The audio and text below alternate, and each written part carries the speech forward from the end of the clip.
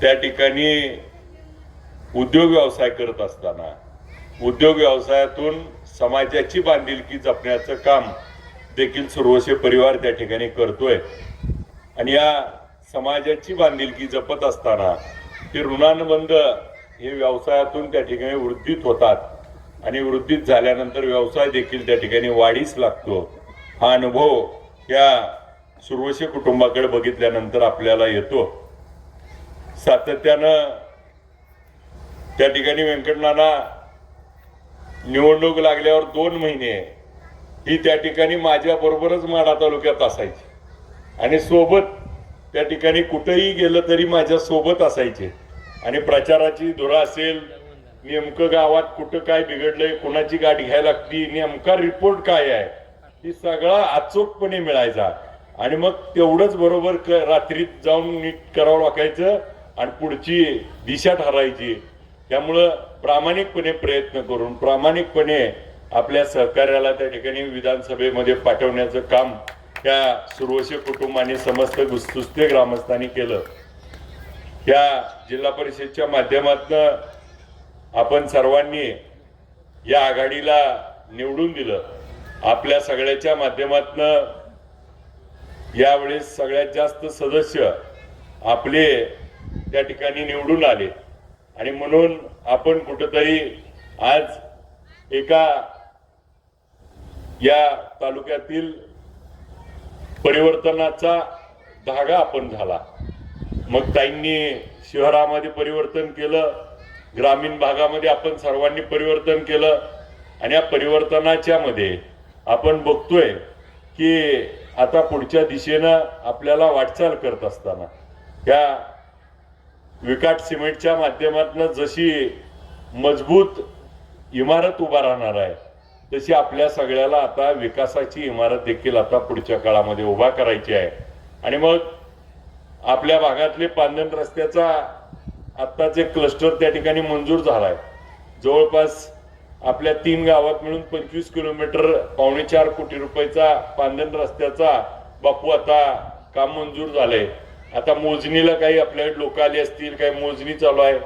विकास का आता आचारसंहिता असल्यामुळं काही विकास कामाच्या दृष्टीनं आणि आपण बघितलं असेल दोन्ही अधिवेशनामध्ये आपल्या सुस्त्याच्या बंधाऱ्याच्या विषयावरती सातत्यानं प्रयत्नशील राहिलो। त्याच्यावर 2 बैठका झाल्या। आता ते बुडीत बंधारा होतोय आणि मग नवीन पद्धतीनं हायड्रोलिक बंधारा करावा म्हणून त्या ठिकाणी प्रस्ताव त्या ठिकाणी सरकारच्या विचाराधीन आहे। मग त्याच्यावर त्या ठिकाणी बैठक झाली। बैठकीमध्ये 11 बंधारे हे भीमा नदीवरती आणि 6 बंधारे ही सीना नदीवरती आणि मग आपले बंधारे पूर्वीचे आहेत ते त्या ठिकाणी 4 मीटर उंचीचे आहेत आणि 3-3.5 मीटर आपण भरतो, परंतु त्याच्यात पाणी लिकेज त्या ठिकाणी दारं टाकायची, पोती लावायची आणि त्याच्यामुळं आपल्याला हायड्रोलिक पद्धतीचे बंधारे त्या ठिकाणी व्हावे आणि ते 8 ते 9 मीटर उंचीचे असल्यामुळं त्याच्यात आपण 5 मीटर पाणी लावायचंय का 4 मीटर का भरायचंय ते आपल्या हातात असणार आहे। परंतु प्रोव्हिजन मात्र 8 मीटरची करून घेतल्यामुळं भविष्यामध्ये ह्या भीमा नदीमध्ये 20 ते 22 TMC पाणी त्या ठिकाणी बसते आणि मग 20 ते आपण जर बघितलं आता 5 TMC पाणी आपल्याला एका पाळीला सोडावं लागतं 6000 क्युसेक्सनं आणि त्यावेळेस आपल्या नदीमध्ये 2 मीटर पाणी असतं। 2 मीटर पाणी सोडलं तर आपल्याला 5 TMC पाणी बसतं, तर ते जर 8 मीटर पाणी बसलं तर ते 5चं 20 TMC बसू शकतं आणि मग त्यावेळेस आपल्याला काही पाटवडी जमिनीला थोडा धोका होईल म्हणून ते 5 मीटर पर्यंत जरी भरले आपण 5-5.5 तरी आपल्याकडे 12 ते 15 TMC पाणी आपल्या इथं बसू शकतं।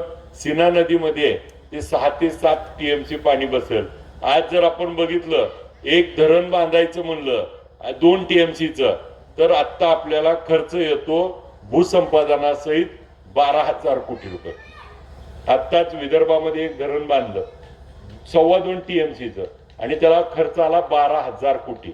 आता त्या ठिकाणी मुख्यमंत्री महोदयाला आणि विखे पाटील साहेबाला आम्ही हेच समजून सांगितलं, जर दोन्ही नदीचं मिळून 20 TMC पाणी आपल्याला हया बंधाऱ्याची उंची वाढवून मिळत असेल आणि 20 TMCचा खर्च फक्त 2,000 कोटी होणार आहे।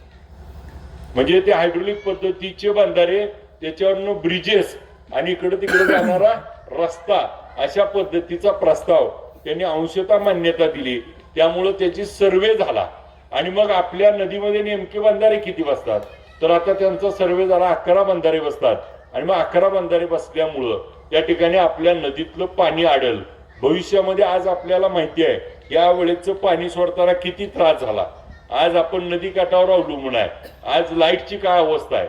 आज बघितलं असेल तर समांतर पाईपलाईन सोलापूरची झाल्यामुळं सोलापूरला जे पाणी जातंय त्या सोलापूरच्या पाण्यामुळं पूर्वी आपल्याला सोलापूरच्या नावाखाली नदीचं पाणी भागायचं, परंतु आता नदीला पाणी सोडायची तरतूदच नाही. आणि सगळ्यात वाईट काय आहे तर मागच्या काळात आता बोलता येत नाही पण मागच्या काळातल्या त्या काळामध्ये आपल्या नदी पात्राला एक थेंब देखील पाण्याची तरतूद नाही. सगळी पाण्याची तरतूद त्या ठिकाणी संपली आहे आणि आता आपल्याकडे पाणी शिल्लक नाही. आणि मग उद्याच्या काळामध्ये आता काय झालं की सोलापूरला पिण्यासाठी 20 TMC ची तरतूद आहे आणि 3 TMC पाणी आता आपल्याला पाईपलाईननं सोलापूरला मिळतंय. 17 TMC पाणी आता शिल्लक राहिलंय. त्याच्यामुळं बाहेरच्या जिल्ह्यातली आणि वरच्या आता डल्ला मारायच्या नादावर आहे. परंतु आम्ही त्या ठिकाणी असल्यामुळं आपण निवडून दिल्यामुळं मी सातत्यानं त्या बैठकीला एकही बैठक चुकवली नाही आणि त्या ठिकाणी नाशिकला त्या ठिकाणी जी बैठक होती त्याच्यामध्ये हे पाणी एक थेंब सुद्धा आपलं त्या ठिकाणी बाहेर जाऊ द्यायचं नाही ही भूमिका आम्ही घेतोय. त्याच्यामुळं भविष्यात हे 17 TMC पाणी आम्हाला बंधारा करताना पहिला प्रश्न होता की पाणी कुठं आहे, मग हे पाणी कसं आहे हे त्या ठिकाणी पटवून दिलं. त्याच्यामुळे आता बंधाऱ्याला आपल्याला मार्ग मोकळा झालाय आणि आता सर्वे त्या ठिकाणी आपल्या अंतिम टप्प्यात आहेत. आता वरचे नांदुरेपासून वरच्या पद्धतीचे सर्वे झालेत. आता ते सर्वे खाली होतील आणि मग आपल्याला सगळ्यात महत्वाचा आपल्या पाण्याचा प्रश्न भविष्यात कुणाच्या तोंडाकडे बघायची वेळ येईल. कालचं पाणी बघितलं आपण, नदीला पाणी आटल्यावर तुमच्याच गावातनं किती रोज फोन येत होते, परंतु त्या ठिकाणी पाणी सोडायची यावेळेस तर परिस्थिती आता आपण बघतोय दुष्काळ परिस्थिती, अल्निलचं वातावरण आहे. आता पाऊस पडेल का नाही ही शंका आहे.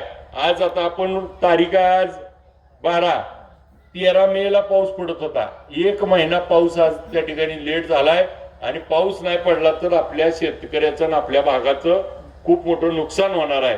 त्याच्यामुळे आता आपल्याला काही गोष्टीवरती आपल्याला सगळ्याला काम करावं लागणार आहे आणि त्याच्यातलं आता पुढच्या काळामध्ये पहिलं काम म्हणजे आपल्याला हे हायड्रोलिक पद्धतीचे बंधारे केले. पावसाच्या पाण्यावरच आपला मार्च निघल आणि एक पाण्यात पुन्हा आपल्याला त्या ठिकाणी गरज पडणार नाही अशा पद्धतीचं नियोजन करत असताना भविष्य काळामध्ये माझी आज त्या ठिकाणी कार्यक्रम सर्वोच्च कंपनीचा आहे, परंतु मला या व्यवसायाच्या माध्यमातून एक सांगावं वाटतं की आलेल्या प्रत्येक गावामध्ये जिल्हा परिषद सदस्य आहेत. नाना तुम्हाला सगळ्याला प्रत्येक गावामध्ये आता भविष्यामध्ये ताई काय काम करावं लागेल तर गावातल्या 4 गोष्टी आपल्या हातात आहेत. त्यातली पहिली गोष्ट जी आहे ती आपल्या शेतामध्ये सोलार पंपचा अर्ज करावा लागेल. 2022 पासून लाईटचं कनेक्शन देणार नाही ही मुख्यमंत्र्यांची भूमिका आहे. सरकारने स्पष्ट शब्दात आपण माझं अधिवेशनातलं भाषण ऐकलं असेल, माझ्या प्रश्नाला स्वतः मुख्यमंत्र्यांनी उत्तर दिलं होतं.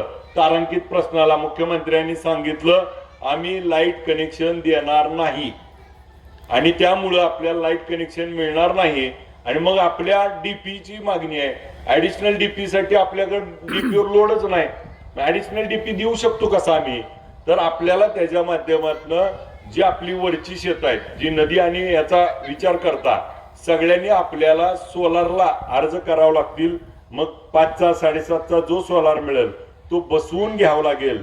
ज्याच्याकडे लाईट आहे त्यानं सोलार घेतला तर कमीत कमी आपल्याला थोडा दिलासा मिळेल आणि आपल्याला भविष्य काळामध्ये एक मी उदाहरण सांगतो की आम्ही असंच त्या ठिकाणी एका कार्यक्रमाला ताई गेलो. बेंबळे म्हणून गाव आहे मतदारसंघातलं. नाना आम्ही त्या ठिकाणी गावातल्या काही प्रमुखाला बोलवून घेतलं आणि कार्यक्रम झाला. जेवण झाल्यावर 25 जण होते. त्यांना आम्ही सांगितलं की प्रत्येकाने एक करा की उद्या सकाळी तू त्या ठिकाणी सरकार नियम अटी आणि त्यामध्ये लावण्यात तरबेज आहे. त्यांनी अट्ट अशी लावली 2019ला महाविकास आघाडीने जी कर्जमाफी केली होती त्याच्यात जर त्यावेळेस कर्जमाफीचा लाभ घेतला असेल तर आता कर्जमाफीत तुम्हाला 50,000च मिळणार आणि जाहीर केलं किती 2 लाख आणि मिळणार किती 50,000, परंतु ते 50,000 रुपये 48 लाख शेतकरी महाराष्ट्रातले या कर्जमाफीतनं वंचित राहणार आहेत. मग याचं उदाहरण म्हणून सांगतो, आत्ताच्या कर्जमाफीत त्यांनी काय सांगितलंय की 50,000 रुपये तुम्हाला कर्जमाफी मिळणार आहे, ज्या घोषणा किती आहे 2 लाख. आपल्या सोलापूर जिल्ह्याचं उदाहरण मी सांगतो. सोलापूर DCC बँक, ज्या आपण सोसायटीच्या माध्यमातून कर्ज देतो, तर आपल्या सोलापूर DCC बँकेनं जिल्ह्यामध्ये 1,25,000 पेक्षा जास्त लोकांना कर्ज दिलंय आणि याच्यात फक्त नाना पात्र 28,000 आहेत. म्हणजे 1 लाख लोकांना कर्जमाफी मिळणार नाही का, तर नियम लावलेत. तर आमची त्या ठिकाणी मागणी अशी आहे की नियम सगळे काढावे आणि सगळ्याला 2 लाख रुपये सरसकट द्यावं. आणि जे 50,000 रुपये आपल्याला प्रोत्साहन देतोय ते रोहितदादा 75 म्हणतात, मी म्हणतो 1 लाख मागा त्या ठिकाणी. कारण नियमित कर्ज भरते त्यांना जर वेळेस 50,000, त्याऐवजी 1 लाख रुपये आणि 2 लाखाची कर्जमाफी जर सगळ्याला मिळाली तर त्या ठिकाणी कुठंतरी आपल्या सगळ्याला त्या ठिकाणी दिलासा मिळेल. आपलं आता रस्त्याचं काम चालू आहे, रस्त्याच्या कामात देखील सातत्यानं पाठपुरावा करतोय. आता आपल्याला वकील साहेब हा रस्ता व्हावा म्हणून तुम्ही रक्तानं मुख्यमंत्र्याला पत्र लिहिलं. आता हा रस्ता सिमेंटचा होतोय, त्यामुळे पुढची 20 वर्ष आता तुम्हाला रक्ताची त्या कामाला गरज पडणार नाही. आणि तो रस्ता त्या ठिकाणी 10 वर्षासाठी त्या ठिकाणी त्यांचं मेंटेनन्स करायची त्या कॉन्ट्रॅक्टरची जबाबदारी असल्यामुळं खड्डा पडला की मला फोन करा, खड्डा आपला पडू द्यायचा नाही. आणि त्याच्यामुळं आपल्या गावामध्ये त्या ठिकाणी आपण नियोजन करतोय की मधून डिवायडर आणि लाईट टाकल्या तर त्या ठिकाणी भविष्याच्या दृष्टीनं चांगलं होईल 2 ठिकाणी. आणि तो रस्ता मजबूत करून घेणं हे देखील आपल्या सगळ्याला त्या ठिकाणी भविष्याच्या दृष्टीनं पंढरपूर आणि या सोलापूर कुरुल पर्यंत आपल्याला जोडण्याचं काम अत्यंत चांगल्या पद्धतीने होणार आहे. अनेक कामं त्या ठिकाणी भविष्यात करायची. आपल्या सगळ्याची साथ आशीर्वाद आम्हाला असाच मिळत राहू. सर्व त्या ठिकाणी सदस्यांचा नगराध्यक्षांचा सगळ्यांचा आपण सत्कार समारंभ आयोजित केला, आम्हाला देखील बोलवलं, त्याबद्दल सर्वस्व परिवार